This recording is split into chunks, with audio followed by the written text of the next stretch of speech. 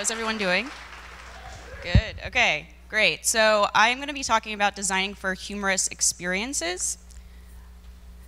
And I'm a senior user experience consultant at Catalyst Group. We're a research and design firm based in New York. And these are some of the things that we do every day and we talk about every day. So my talk is divided into 3 parts. The first is what's the meaning of this? The second is nice setup, bro. And the third is successful LOLs. None of these have any, the labels mean nothing. They don't abide by a common theme. They're just things I made up. As he said, I was asked to do this very recently. So the first, we're going to talk about the 2 concepts of humor and UX design. I know some people earlier mentioned UX design. That's kind of the basis of what I'll be talking about. And first, we'll start with what everyone knows and what has been brought, up today over and over again, humor. So there are lots of definitions for humor out there. This one is my favorite because this guy is famous, and so we all know him. He's also famous for being very smart, even after thousands of years. He's not a Freud.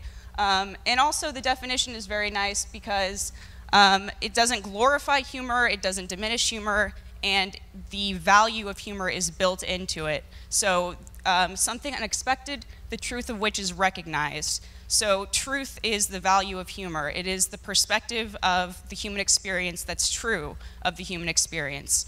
And the human experience is what brings us to user experience design. So this guy, Don Norman, he is a big design dude. He coined the term user-centered design. So user-centered design, as we've all been talking about today, our audiences, our customers, everything should be centered around them, right? So he came up with this definition of the user experience, which is it encompasses all aspects of the end user's interaction with the company, its services, and its products. But this is kind of an abstract definition. If I were at a Christmas party and my aunt asked me what I do every day, I would say I design websites and apps. That's about it. So this is what that really means. So when we put those things together, we get something like this. And so we get a wise white guy who's talking about these abstract concepts. And mixing these quotes together, we get designing something unexpected, the truth of which is recognized, within aspects of an end user's interaction with a company, its services, and its products. So basically what we're saying is we're building in humorous interactions into websites and apps. And so this is more about the context of your content rather than the content itself, because you can have great content, but if it's not in the right context, it will fail. You have to set people up. Just like any kind of joke, you have to set people up first before you make that punchline. So what will it get you? First, it'll get you a process that's collaborative, fun, creative.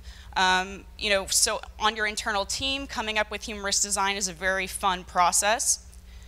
You'll get a product that's meaningful and engaging. Again, product is website or application or whatever other kinds of brand platforms that you might have. And then you get a genuine customer experience. So this is, again, going back to the truth of humanity. You're getting that very essential emotional experience that we've been talking about a lot today.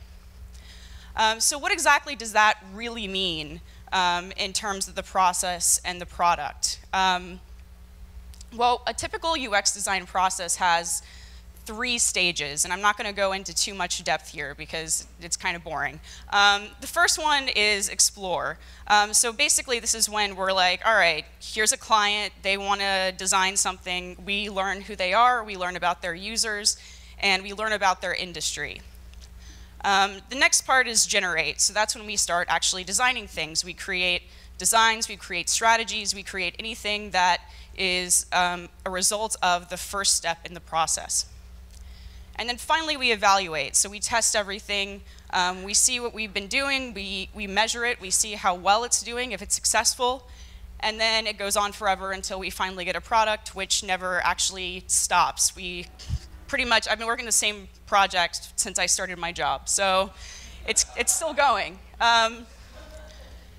When you put humor in this process, I really was looking forward to that little sparkle there.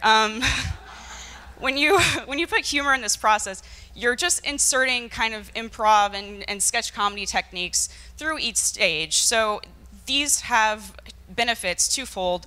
One is that you get a really deep understanding of not only yourself as a designer, not only of the user, but also the business, the clients. I've done improv with clients before.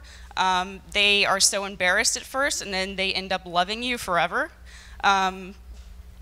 Another benefit of this, aside from just getting a deeper understanding of people, is also increasing the number of creative ideas you get.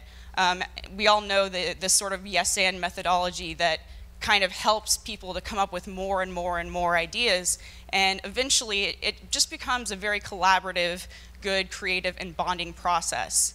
But I want to talk more about the product, because that's really what we can offer here, aside from, you guys all know about improv. So with the product, what we do typically when we're designing is we're thinking about applying design principles. So when we're designing a website or an app or anything else that has a strain of humor to it, we're applying design principles, and we're also applying humor principles. So these are, there are lots of different ways we can add these sort of humor and design principles, and thinking about things like making it easy to use, usability, accessibility, aesthetics, anything like that that we're thinking of. There are levels of design that can be applied alongside humor, as long as it's all centered around the needs of your audience. Like you guys might need this soon. So in this part, we'll talk about more how to set up for that product approach. So the first thing, which is a given in design and also with humor, is know what you want out of your product. Don't just use humor for the sake of using humor. It's not going to work out if there's not a thought-out strategy behind it and it doesn't fit in as a piece of a whole. So it's not about you being funny, and it's about using it when it's appropriate, because it's better to use it when it's appropriate than when it's inappropriate, and it will be, the risk will definitely be greater than the reward. For example, this, I don't know if you guys remember this, or I remember it pretty well. One of my coworkers is from that area, so I can't imagine that anyone going to this site who wasn't already flying to Toronto would have been enticed to buy a ticket to Toronto after seeing this. That's just a guess. So I don't think that they thought about the outcome of this. Another thing, I don't think that they thought about the outcome of this, because it means if you're just trying to get racist audience members, then all you're going to have is an audience full of racist assholes. So that's not a great outcome either. And this, I really don't think they wanted to sell these pots. Like, I look at this and I'm like, they definitely didn't want to sell these pots, guys. Like, there's no way. Like, they sat in a conference room and they were like, you know what? No. We made these things, but I think we're going to keep them. So make sure that you use it wisely, because you don't want to use it for nothing. So the second is create a comic frame, and this goes back to what I said about context and not just content. So comic frame comes from a very academic essay by Kenneth Burke, in which he says that a comic frame is sort of the structure that houses the content. For example, this conference is the structure for humorous content. So that is one way of looking at it. Another is, for example, the Onion's website. The Onion's website is the comic frame. The Onion's content is its content. So when we're talking about a comic frame, this is really important because it is the power to yield higher engagement. As everyone in here knows, if you're told the same joke a million times, it becomes less and less and less funny. So if you can imagine going to a website and seeing the same joke on the homepage every single time you visit, it's going to be less and less and less engaging each time, and you will never visit again. I'm sure all of us have downloaded apps that we've used 2 or 3 times and then we forgot about and deleted shortly after. So there are levels of comic frames. So in this website, the comic frame includes the web address, the URL. So is it Christmas.com? No.